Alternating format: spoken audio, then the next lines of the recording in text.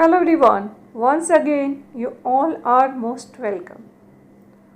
हम सभी जानते हैं कि अभी पितृपक्ष चल रहे हैं जो पूर्णिमा से शुरू होते हैं, यानी 20 सितंबर से शुरू हुए हैं और 6 अक्टूबर अमावस्या तक है।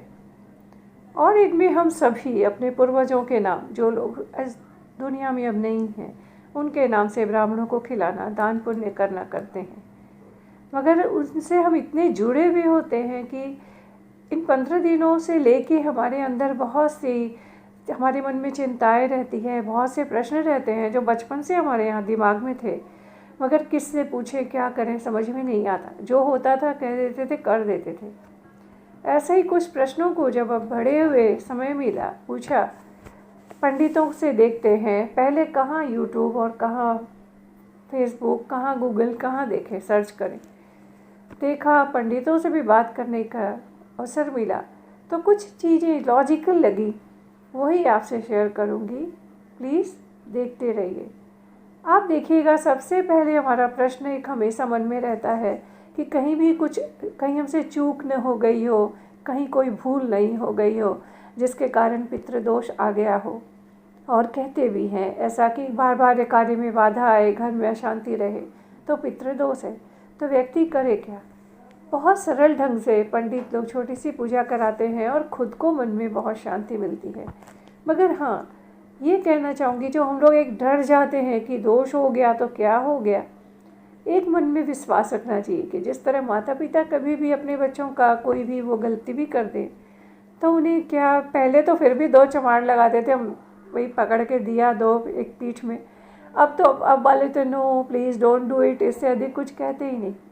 या अगर हम दुखी भी होते हैं तो ज़रा से ज़रा उसके आशीर्वाद ही देते हैं कि ईश्वर इसे माफ़ करना।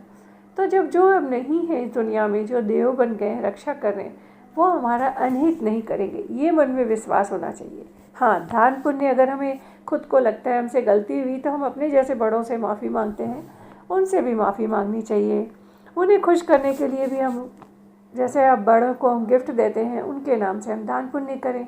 वो तो अब देखते नहीं हैं, ये करना चाहिए। लेकिन एक भय नहीं रखना चाहिए कि क्या होगा, अनिष्ट वो नहीं करते। हाँ, अगर हमसे भूल हुई है तो माफ़ी मांगना, निवारण करने में कोई हर्ज नहीं है। और एक बहुत फ़ोटो को लेके बहुत सोचते हैं हम, कहाँ रखें, क्यों कहा पंडित जी ने, सोते हैं वहाँ न करें, वहाँ न रखें या मंदिर में न रखें। आप लॉजिकली सोचिए। पूछा, अभी मौका मिला, टीवी में भी कह रहे थे एक बड़े पंडित जी कि सिंपल कारण है कि जब हम उन्हें नमन करें तभी उनके सामने रहें तो अच्छा, सोते हैं तो बेसुध सोते हैं, तो इसलिए वो दिखे वहाँ उनकी फ़ोटो न रखें तो बेहतर है। और दूसरा कारण है, जैसे ही हम अपनों को देखते हैं उनकी फ़ोटो, तो हमें हमारे अंदर खुद ही एक निराशा आ जाती है कि अरे ये क्या, लाइफ क्या बस यही है, क्यों गए, वाई, क्यों क्यों क्यों। एक नकारात्मक सोच हमारे अंदर तो घर में भी आएगी, अगर हमारे दिमाग में आएगी तो वो नहीं करते, हमारे खुद के अंदर नकारात्मकता भर जाती है। तो उसके कारण घर में फिर हम जाहिर है अशांत होंगे। इसीलिए कहते हैं स्वच्छ स्थान पे, किसी ऐसे स्थान पे रखें जहाँ वो सब समय हमें नहीं दिखे, उठते बैठते सोते, लेकिन हम उन्हें नमन कर सकें। या हर किसी की सब समय उन पर दृष्टि पड़े नहीं, हम बाहर जा रहे हैं, काम पे जा रहे हैं तो उन्हें प्रणाम करें भगवान के साथ पास, उसके बाद उन्हें इस तरह करके जाएं तो अच्छा है। सब समय रूम में रहेंगे तो हमें खुद को एक बेचैनी रहती है, एक सकारात्मक सोच नहीं ला पाते। इसीलिए कहते हैं अनिष्ट वो कहीं भी नहीं करते, हम उन्हें कहीं भी रखें। इस तरह कुछ चीज़ों को हमें अपने हिसाब से सोचना चाहिए। लॉजिक मुझे यही लगे, ज़रूरी नहीं है ऐसा हो, लेकिन पंडितों से जब बात करते हैं तो वो तो ऐसा ही बताते हैं। और एक ज़रूर वो कहते हैं कि उनका चेहरा, जो हम बार बार कहते हैं कि उन्हें दक्षिण की ओर, उनका नज़रें दक्षिण की ओर, यानी उन्हें उत्तर में फ़ोटो रखो। उसका कारण है दक्षिण में अगर रहे तो वो हमारी यम से रक्षा कर सकेंगे अधिक, ये एक मान्यता है।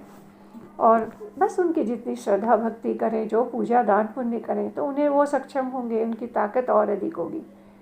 और गिले शिकवे, जब एक बहुत जो नकारात्मकता आती है, उसका कारण ये है कि हमें सब समय लगता है कि हम जब तक जीवित रहते हैं एक दूसरे से कुछ ना कुछ तू में तकरार होती रहती है, और फिर मिस करते कि काश वो एक बार आ जाए। आप बहुत रेयर लोगों को कहते सुना होगा कि किसी के जाने के बाद भी उसकी बुराइयाँ करते या गंदा खराब बोलते, क्योंकि हम कहते हैं वो स्वर्ग में, हम कहाँ, यहाँ धरती पे नर्क में। तो यानी एक हमने देवता का जो स्थान दिया है, तो एक प्रयास हम कर सकते हैं कि जब बोलना हमारे हाथ में है, परिस्थितियाँ हमारे हाथ में नहीं, अभी हम हैं, हमारे जो अपने हैं, जो उनसे अधिक जुड़े हुए हैं, उन सब से एक दूसरे से हम आपस में बोली अच्छी बोलें, भाषा अच्छी बोलें, एक दूसरे के साथ व्यवहार अच्छा करें, ताकि एक दूसरे को कष्ट न पहुँचाएं। तो इस तरह की कभी मन में आए नहीं। हर समय ये सोचें कि जो शब्द बोल रहे हैं नाप तोल के बोलें। वो इंग्लिश में कहते हैं ना, sometime our own word eats our self, कि कभी कभी हमारी अपनी बोली हुई बात हमें बहुत नुकसान पहुंचा सकती है, हमें गिल्ट फील करवा सकती है, या किसी मुसीबत में भी डाल सकती है कि तुमने कहा।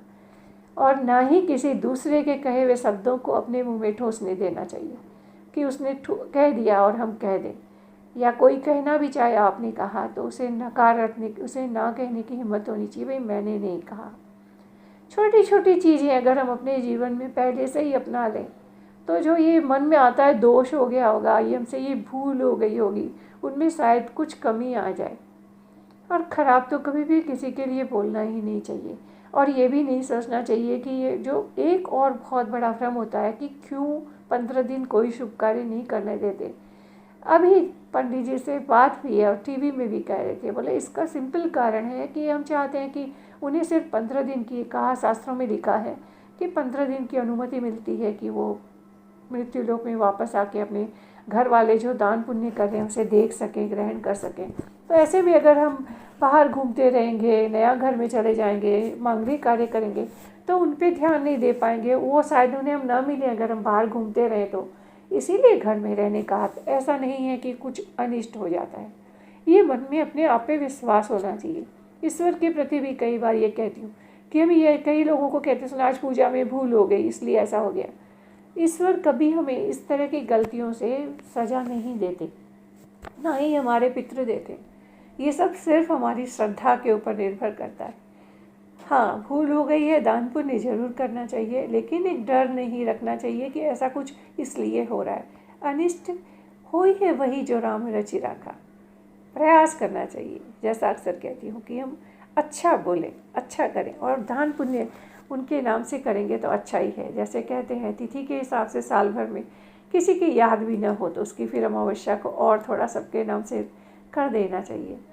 और जैसे परिस्थितियाँ बदली, नहीं बुला पाते हैं, तो जैसा और कहती हूँ कि किसी के अनाज रखवा दिया, किसी को क्या चीज़ की ज़रूरत है, अगर हाँ हो सकता है हम तो उसे 5 किलो घी देना चाहते हैं, मगर बंदे ने अभी वैक्सीन ही नहीं ली हो तो हम उसे वैक्सीनेट करा दें, किसी को दवाई दे दें, ऐसा कुछ नहीं है। पानी के लिए किसी को कनेक्शन दिलवा दें, कोई कुछ कर दें, किसी की कोई टूटी फूटी झोंपड़ी है, थोड़ा बहुत बन पड़े उसमें पैसे दे दें।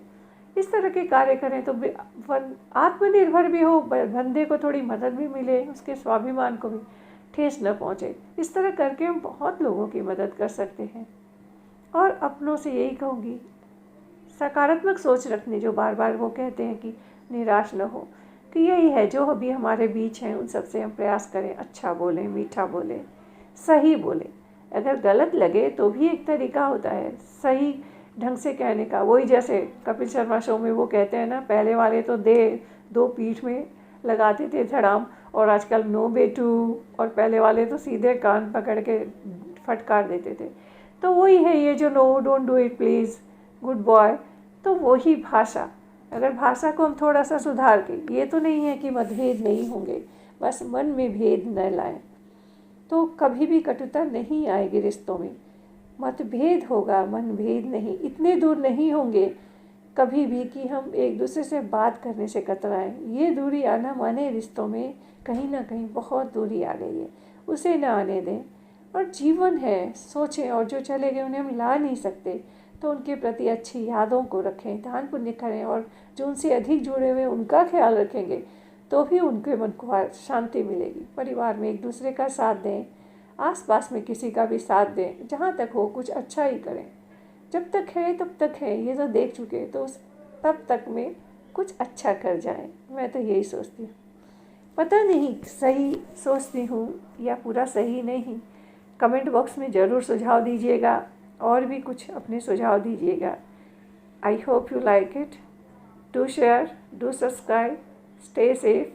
God bless us all. इस अमावस्या के बाद वापस मांगलिक दिन में नवरात्र आ जाएंगे। सब अच्छा ही अच्छा ईश्वर से प्रार्थना कर सकते हैं। Thanks for watching this time. Thanks for listening.